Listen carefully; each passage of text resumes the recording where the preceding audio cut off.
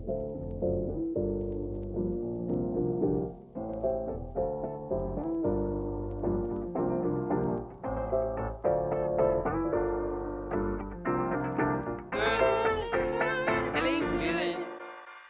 feeling good, like I should. When in dark, I walk around the neighborhood. Feeling blessed, never stressed. Got that sunshine on my Sunday best. Yeah, hey, every day can be a better day despite the challenge. All you gotta do is leave it better than you found it. It's gonna get difficult to stand, but hold your balance. I just say whatever, cause there is no way you're round. What's up, guys? Welcome to another keyboard build tutorial.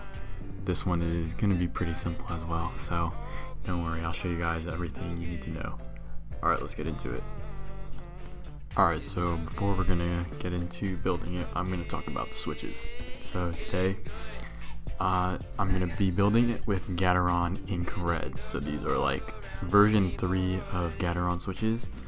So these Gateron Ink Reds, they're linear, so there's no tactile bump.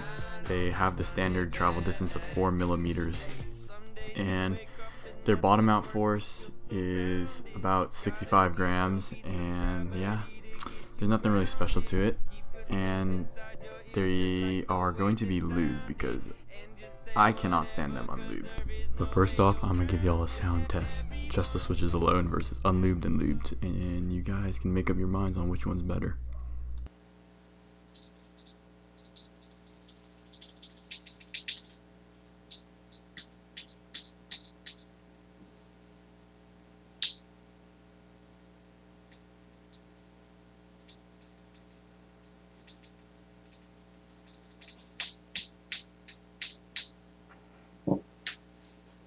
Okay, so if you guys couldn't tell, the first one was unlubed, and the second switch that I tested was lubed. Now, I'm gonna try to be real with you, Chief. Are they usable unlubed? Obviously, but like, they got a little bit of like that spring ping, like when you, it's just like a metally tingy sound, and like it's not as smooth as lubed, and I love the smooth linear experience. But if you're on a budget and you really want Gateron Ink Reds, you don't have to lube them, but I would personally recommend lubing them because it is just so much better, and you could just bag lube the springs and you'd have a nice switch. But other than that, it's not even that bad. Like, come on, these like keyboard elitists be like saying how these switches, they can't use them for the love of their life, but come on, let's be real, everything's usable. Now I'm just gonna lube up the springs real quick. Not real quick, this took me like 3 hours, but it's gonna be sped up anyway. So basically what I had was switch films and Crytox 205 grade 0, and I took all the switches apart individually, lubed them up. You can go like find any tutorial online for lubing, and that's it. It's that simple. And switch films, they basically can improve the stability of the stem, so your switches the stems aren't so wobbly. I don't know, I just had them lying around, so then I put them on because, you know, why not. But yeah, now I'm going to tell you about the parts to this keyboard, because honestly this is what makes the board, and well, it literally makes the board, but it could also be the one that breaks the bank. So for KBD fans parts, I usually buy them off of Taobao and then use a proxy or like some other shipping site called Superbuy, since Taobao only ships to China. So if you want to learn more, you can search it up, but I use Taobao to buy, and I live in America. So on Taobao, KBD fans PCB, which is a DZ60 solder one, is $28, and their TOFU60 case is $65. So, and I bought my Gateron Ink Red switches on Taobao, but I couldn't find them again, so they probably sold out. But on Novel Keys, it's an astonishing $52 for 70 of them, which is I feel like it's way too much, and you can go find something better than Gateron Ink Reds at this $52 price point. But so total we have case, PCB, and Gateron ink switches, which is $145 total, right? So you don't have to use the ink switches. So if you have a $65 TOFU60 case and a $28 DZ60 PCB, you're at $93 instead. And you can get an aluminum or brass plate. It's up to you, but I just was gonna go I just wanted to try out brass, so I went a brass plate, which was like around $20 on Taobao. And yeah, so the price can very much vary on where you get your products and which one or which variation you get. So yeah, you can also get whichever keycaps you want, so your price will probably be very different from mine in the end. So personally, I chose Durox stabilizers because they're just known to be like really great and really smooth. Excuse me. So when you put them in, you want to put the plastic side in the bigger hole and the screw inside in the smaller hole. So after that, after you put it in, you can actually flip it around and screw the golden screws it came with, screw it in from the bottom. I mean, you can see right here, but I'm not going to show you because it takes me forever, but you get the general idea. You just screw it in from the bottom, and you do that. You put the stabilizers in for whichever layout you choose to do, but I'm going to do the American layout, so I will put it in the normal American ways. And quick note, you might want to also check if your stabilizers are in the correct place by just placing your plate over the PCB, because once you solder on the switches, you're basically not even going to be able to fix the stabilizers.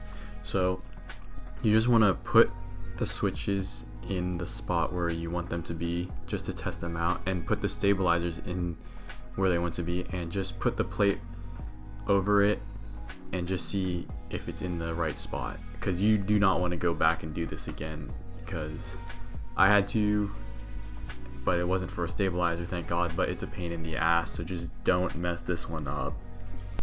Now I'm first gonna solder on my anchor points, which are just like, I put a few switches in the corner, a few in the middle, just to hold the plate and stabilizers in place so I could press on the other ones. So my recommendation is that you just put a few switches scattered in the corners of the board, across in the random places, doesn't matter, wherever you want, just to hold the plate in place, so you can snap more switches in and solder the other ones, and the stuff won't move. So just make sure to do anchor points first. So first just solder some anchor points and then solder the rest, and I'm showing you how I soldered my anchor points right now.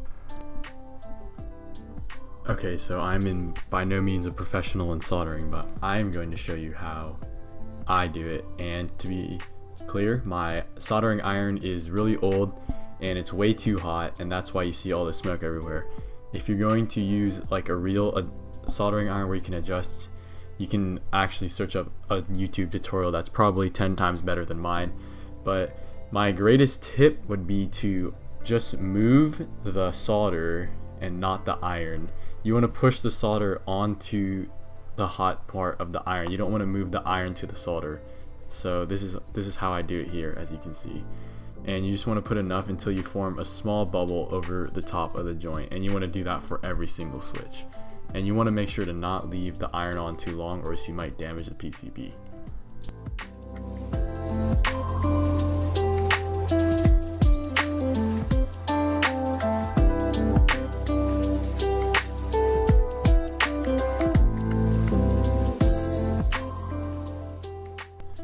So after I solder those couple switches on, you can see that I start putting all the other switches in, and you can just continue filling up all the empty spaces and making sure that the bottom row is correct. And basically you just need to finish up soldering now, and you'll be done with the hardest part of the build. Now I'm not going to show you me soldering my switches because that took a long ass time, but here I am, just test fitting everything, making sure everything fits in the plate, aligning all the keycaps that need to be aligned, and after that you can just go on and solder it. And I'm not going to show you because it's potentially embarrassing, but like, you guys get the idea. Alright, so the end result is this, and I'm not gonna lie, I lost all the footage because I was being stupid and I deleted it all. But so I have the OSA sleeves by TaehaTypes on here. Not gonna lie, there's like pretty neat. It's clean. It's a different profile than Cherry. If you guys don't know what profile is, you guys can search up diagrams of it. But this is the end clean board. There's nothing. It's just clean in general. And so if you want me to walk you through it, basically you just slide the PCB in, and you got to make sure the USB-C hole lines up, and you screw it in. There's screws here, here, here, here, here, I think, and in the middle between G and H. But yeah, that's about it. Oh, also I put foam in mine, but you don't have to put foam. I just I don't know, the metally sound of the tofu just kind of didn't sit well with me. But that's whatever. You can do whatever you want with it, not gonna lie.